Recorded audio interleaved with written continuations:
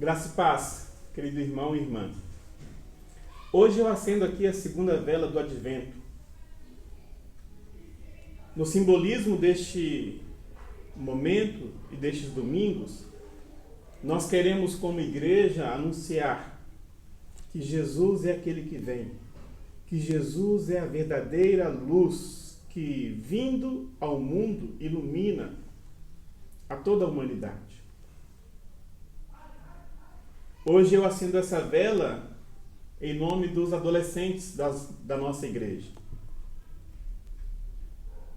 Algumas crianças foram crescendo, se desenvolvendo aqui no seio da igreja e hoje são os nossos adolescentes. Outros adolescentes se juntaram a nós no meio do caminho porque se identificaram com a igreja, porque se identificaram com os outros adolescentes. E isso é motivo de grande alegria para nós, como igreja. E a nossa oração a Deus por estes adolescentes é que a luz de Jesus continue iluminando a vida de cada um deles. E que por meio da vida de cada um deles, a luz de Jesus alcance outros adolescentes. E que Deus seja exaltado com isso. Essa é a nossa oração por eles neste segundo domingo do Advento. E nós temos meditado, irmãos e irmãs, nesses domingos do Advento, na seguinte série de mensagens: Advento, tempo de. Na semana passada dissemos e meditamos a respeito dessa questão. Advento é tempo de esperar. Hoje queremos enfatizar que Advento não é apenas tempo de esperar, mas é tempo de consolar também. Tempo de consolar. Nós estamos passando e enfrentando um ano extremamente difícil para todos nós. Dificuldades no que diz respeito à saúde, no que diz respeito à economia, ao emprego, tantas mortes. E por certo, neste contexto tão complicado, muitas pessoas estão precisando de uma palavra de consolo, estão precisando de um colo, estão precisando de um ombro amigo, de palavras que toquem o coração, de palavras que tragam esperança. E Jesus é aquele que vem para trazermos também palavras de consolação, palavras de esperança. Por isso o Advento é tempo de consolar. E pensando nessa questão, pensando neste consolo que se faz necessário no tempo do Advento, eu me aproximei do texto de Isaías, capítulo 40. Eu quero te convidar para que você leia comigo esse texto bíblico. Diz assim: Consolai o meu povo, diz o vosso Deus. Falai ao coração de Jerusalém, bradai-lhe que já é fim do tempo da sua milícia, que a sua iniquidade está perdoada, e que já recebeu em dobro das mãos do Senhor por todos os seus pecados. Vós, do que clama no deserto, preparai o caminho do Senhor, endireitai o ermo, vereda a nosso Deus. Todo vale será aterrado e nivelados todos os montes e outeiros. O que é tortuoso será retificado, e os lugares escabrosos aplanados. A glória do Senhor se manifestará, e toda a carne a verá. Pois a boca do Senhor o disse. Uma voz diz, clama, e alguém pergunta, que hei de clamar? Toda a carne é erva, e toda a sua glória como a flor da erva. Seca-se a erva, caem as flores, soprando nelas o hálito do Senhor. Na verdade, o povo é erva. Seca-se a erva, cai a sua flor, mas a palavra do nosso Deus permanece eternamente. Tu, ó Sião, que anuncias boas novas, sobe ao monte alto. Tu que anuncias boas novas a Jerusalém, ergue a tua voz fortemente, levanta, não temas, e dize à cidade de Judá: eis aí está o vosso Deus. Eis que o Senhor Deus virá com poder e o seu braço dominará. Eis que o seu galardão está com ele e diante dele a sua recompensa. Como o pastor apacentará o seu rebanho. Entre os seus braços recolherá os cordeirinhos e os levará no seio, as que amamentam, ele guiará mansamente. Amém. Amém. Advento é tempo de consolar. O texto bíblico nos diz que Deus consolou o seu povo. Nós estamos aqui no capítulo 40 de Isaías, e se nós formos até o capítulo 55, a gente percebe que se trata de um bloco onde o tema central é consolo. Quero deixar para vocês um exercício, apenas o capítulo 40 como um todo. Leiam do versículo 1 até o versículo 31 e vocês perceberão o quão Deus vem consolando o seu povo. Mas que povo é este? É a pergunta que podemos fazer. Este povo, a quem Deus quer consolar por intermédio do profeta Isaías, é o povo desterrado. É o povo que saiu da sua terra, que foi retirado da sua terra e foi levado à força para a Babilônia, pelo rei da Babilônia. É um povo que saiu da sua terra, da sua cultura e foi levada para uma terra estranha, para uma cultura estranha à sua própria cultura, para viver em meio a uma religiosidade que não era sua. Este é o povo que foi levado para a Babilônia. Se nós pensarmos, irmãos e irmãs, no aspecto sociológico, este povo foi para a Babilônia porque perdeu a guerra. No confronto entre as nações, a nação de Israel e a nação babilônica, essa prevaleceu e levou os prisioneiros, os perdedores, para a sua terra, para que pudessem viver ali, sob a autoridade do rei. Mas se nós pensarmos no aspecto espiritual, este povo foi levado cativo porque foi um povo desobediente ao Senhor, um povo que se afastou de Deus, um povo que se esqueceu do Deus que queria guardá-los, preservá-los em sua própria terra. Eu penso, queridos irmãos e irmãs, que dentre as várias passagens bíblicas que tentam dizer para nós quem é este povo, a melhor delas é o Salmo 137. Salmo 137, nós lemos agora há pouco em nossa liturgia este salmo, e eu me lembro de ter pregado a respeito deste salmo aqui na igreja em uma determinada ocasião, e ao final da leitura eu disse assim para vocês, amém? Ninguém respondeu, né? Naquela ocasião. Não sei quantos irão se lembrar disso, mas não responderam acertadamente porque este salmo é um salmo que termina de uma forma muito dura, que gera um certo desconforto para cada um de nós, porque o salmista, dialogando ali com algumas pessoas da Babilônia, vai dizer o seguinte: feliz aquele que pegar os seus filhos e esmagar a cabeça deles sobre as pedras. Duro isso para nós falarmos, para nós aceitarmos, entendermos.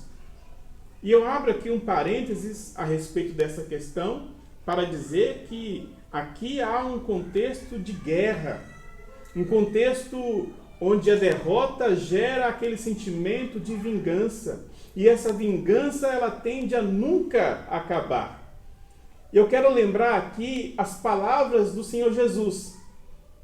O Senhor Jesus vai dizer para nós que essa lógica do olho por olho não leva ninguém a lugar nenhum. Pelo contrário, vai gerando morte de maneira infinita e de maneira inconsequente. Para ilustrar essa questão, uma frase do Martin Luther King nos ajuda. Ele vai dizer: olho por olho, e todo mundo acabará cego. Essa é a lógica da vingança, cujo ciclo nunca tem fim. A única maneira de rompermos esse ciclo de vingança é nos abrindo para o amor, mesmo diante daqueles que nos causam mal. Difícil, mas este é o caminho para que se interrompa o ciclo de vingança, caminho que, por certo, o salmista não tinha muita afinidade. Fecho aqui esse parênteses apenas para explicar esse texto e o que nós pensamos a respeito dele. Mas eu queria dizer a você que este Salmo 137, ele se inicia ali dizendo que às margens dos rios da Babilônia, os judeus se assentavam e choravam, lembrando de Jerusalém. As harpas que eles costumavam tocar em Jerusalém, eles penduravam ali então nos salgueiros que ali existia, que ali havia, porque diziam para si mesmo: como é que nós podemos cantar os cânticos de Sião em terra estranha? Como podemos cantar? A única coisa que resta a fazer é sentar-se, lamentar e chorar. É a este povo que tem saudades da pátria e que fica indignado, que fica revoltado com o pedido dos seus opressores para que cantassem uma canção de Sião, e chegam então a soltar palavras tão duras, tão pesadas. É a este povo que Deus se dirige aqui no Isaías capítulo 40, com o propósito de consolá-los. E aqui no Isaías capítulo 40, nós percebemos então o que Deus quer desse povo. O que Deus quer com esse povo? Deus quer dizer a eles: olha, está findo o tempo da sua opressão, da sua escravidão. Vocês pagaram em dobro pelos pecados que cometeram. É tempo de voltar para casa. Não se importem com o poder daqueles que são maiores que vocês, porque todos eles não passam de erva que hoje tem a sua flor e amanhã murcha e seca. Eu sou o Senhor e eu é que te digo isso. Vocês serão conduzidos novamente para casa. Vocês serão conduzidos por mim, o pastor de vocês, novamente para o aprisco. Essa é a palavra do profeta Isaías ao povo de Deus cativo na Babilônia. O que esse texto nos ensina, queridos irmãos e irmãs? Nós estamos no ano de 2020, nós não fomos levados cativos para nenhuma terra, mas nós fomos obrigados ao isolamento social. Nós não temos nenhuma pessoa que nos oprime e que nos pede para cantarmos canções, mas nós vivemos em um contexto de tamanha opressão, com as suas várias facetas, que nos desestimulam ao canto, que geram muito mais tristeza do que alegria e por isso o desejo de permanecermos em silêncio. Nós, irmãos e irmãs, podemos, quem sabe como aqueles, ficarmos rememorando a nossa vida antes da pandemia e nesse saudosismo pelo passado vivermos no presente de forma tão frustrada. Nós vivemos em um contexto em que também precisamos de consolação. Então, esse texto me ensina, irmão e irmã, e eu quero compartilhar isso com você, 3 coisas. A primeira delas: onde há necessidade de consolo, Deus prepara consoladores. Onde há necessidade de consolo, Deus prepara consoladores. Vejam aí na Bíblia de vocês, porque a palavra consolar, ela aparece por 2 vezes. Consolai, consolai. Todas as vezes que uma palavra é repetida duplamente na Bíblia, tem o sentido de enfatizar a importância dessa palavra. Vocês vão se lembrar que Jesus, em alguns momentos, vai dizer assim: em verdade vos digo. Ou seja, prestem atenção ao que eu irei dizer a vocês. Consolai, consolai, prestem atenção, porque são essas palavras, as palavras centrais neste nosso texto. A despeito daquilo que os dicionários podem dizer para nós, do sentido da palavra consolar, o próprio texto bíblico vai dizer para nós: consolar é falar ao coração. Consolai, consolai o meu povo, diz o vosso Deus. Versículo 2. Falai ao coração de Jerusalém. Quero lembrar aqui com vocês, queridos irmãos e irmãs, o texto bíblico de Gênesis, capítulo 50. Texto bíblico de Gênesis, capítulo 50, lá no seu versículo 21, vai contar para a gente a respeito do reencontro de José com seus irmãos. Os seus irmãos estavam como que imigrantes, peregrinos, fugindo da fome, e se depararam ali no Egito com José, o seu irmão, a quem eles fizeram mal. Mas José estava agora numa posição de destaque. Nessa posição de destaque, ele poderia maltratar, se vingar dos seus irmãos. Mas vejam o que o texto bíblico diz. Palavras de José para os seus irmãos: não temais, pois eu vos sustentarei a vós outros e a vossos filhos. Assim, consolou e lhes falou ao coração. Assim consolou e lhes falou ao coração. Eu quero também ler com vocês outra passagem bíblica no livro de Ruth. Livro de Ruth, capítulo 2, depois de ouvir palavras de consolo de Boaz, a própria Ruth diz o seguinte, ela fala assim, capítulo 2, versículo 13. Disse ela: tu me favoreces muito, Senhor meu, pois me consolaste e falaste ao coração da tua serva. Me consolaste e falaste ao coração da tua serva, não sendo eu ainda como uma das tuas servas. Interessante isso. Quando nós consolamos e falamos ao coração, pegando aqui o caso de José e seus irmãos, no ambiente de desconfiança, surge a confiança, surge a esperança, surge a perseverança. Quando nós consolamos, falando ao coração, naquele ambiente onde a pessoa se sabe merecedora, como no caso de Ruth, surge ali o conhecimento da graça, do favor imerecido. É assim, querido irmão e irmã, que o povo de Deus se percebeu diante das palavras do profeta Isaías para cada um deles também. Deus prepara consoladores aonde há necessidade de consolação. Foi assim para com os irmãos de José, foi assim para com Ruth, foi assim para com o povo de Deus no contexto do profeta Isaías, e assim é em nosso tempo. Quem sabe nessa noite você esteja sendo consolado por Deus por alguém. Mas quem sabe também nesta noite Deus esteja te preparando para ser o consolador de alguém.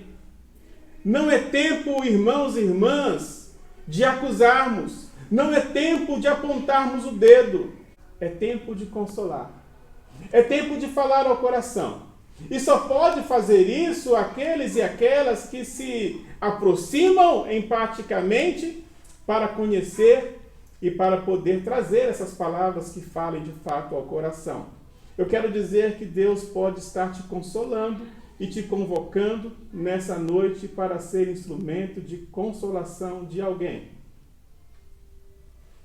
Onde há necessidade de consolo, Deus prepara consoladores. Mas uma outra questão que o texto me ensina e eu quero compartilhar com vocês. Onde há caminhos tortuosos, Deus prepara caminhos planos. Onde há caminhos tortuosos, Deus prepara caminhos planos. É isso que o texto bíblico diz aqui para nós. Os vales serão aplanados. E é claro, Deus não está aqui por intermédio do profeta trazendo uma aula de geografia, como que dizendo, olha, eu sei que da Babilônia até Jerusalém há um deserto muito tortuoso e eu vou entrar com um trator, com uma retroescavadeira e vou deixar tudo plano. Não é nada disso. O que Deus está falando, e a gente tem que entender aqui o símbolo nas palavras, é o seguinte: sob dois aspectos, os caminhos tortuosos serão aplanados. O primeiro aspecto é que o poder babilônico, o império babilônico, por mais poderoso que pudesse ser, diante de Deus, não passava de uma erva que hoje floresce, mas amanhã murcha e seca. Deus é mais poderoso, irmãos e irmãs, do que os nossos problemas. Deus é mais poderoso do que aqueles que nos oprimem. Então este é um primeiro aspecto que Deus quer trazer ao coração do povo para animá-los, para encorajá-los à caminhada. Um segundo aspecto é que Deus também diz aqui para nós, é que aquele povo que se sabia pecador, que se sabia imerecedor da graça de Deus, encontrou em Deus o socorro, encontrou em Deus a graça incondicional, o perdão necessário para que pudessem retornar e recomeçar a vida. Caminhos e descaminhos. A nossa vida, ela é marcada por muitos descaminhos. Descaminhos que muitas vezes nos impedem o retorno ao lar. Eu fico pensando no caminho do filho pródigo, ou melhor, nos descaminhos do filho pródigo. Descaminhos tão tortos, que eram empecilhos para que ele pudesse voltar ao lar. Nos descaminhos de Zaqueu, tão tortos, que se tornaram empecilhos para que ele pudesse voltar ao lar. João Batista, no Novo Testamento, se apresenta como a voz do que clama no deserto para preparar o caminho do Senhor. E ele nos diz que é Jesus o caminho plano, sobre o qual todos nós podemos passar. Eu digo isso, irmãos e irmãs, porque eu não sei como é que está a sua vida, como é que está o seu coração, quais são os seus caminhos, ou quais são os seus descaminhos. Mas Jesus é aquele que vem para nos libertar. Jesus é aquele que vem para nos libertar do medo. Jesus nos vem para nos libertar da escravidão, muitas vezes, que nós próprios nos submetemos. Jesus é aquele que vem para nos libertar de uma vida ensimesmada. Você aceita a libertação proposta por Jesus? Terceira questão que o texto nos ensina é que onde houver ovelhas dispersas, Deus quer ser reconhecido como o pastor dessas ovelhas. O versículo 9 diz o seguinte: Tu, ó Sião, que anuncias boas novas, sobe ao monte alto e fale alto. Sobe ao monte alto e fale bem alto. É interessante essas palavras aqui direcionadas ao profeta. Sobe ao monte alto e fala bem alto. Qual é o sentido dessas palavras para nós hoje? Nós não precisamos subir ao monte alto e falar bem alto. O sentido, irmãos e irmãs, é que Deus, Ele quer para si tantos quantos se sentem assim, como ovelhas que estão fora do seu aprisco.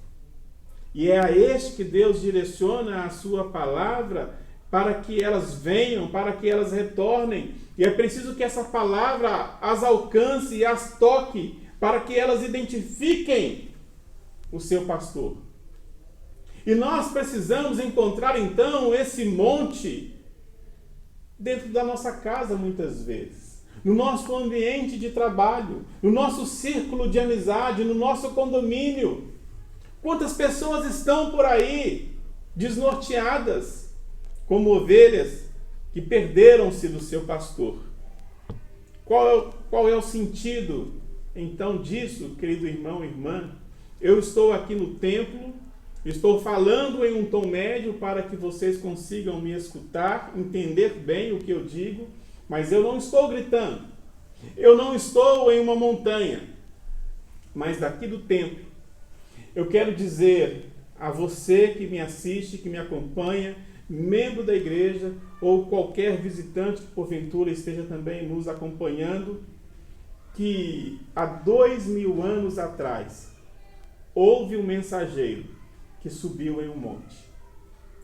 Ele subiu no Monte do Calvário para não ser apenas o mensageiro, mas o pastor de todos nós.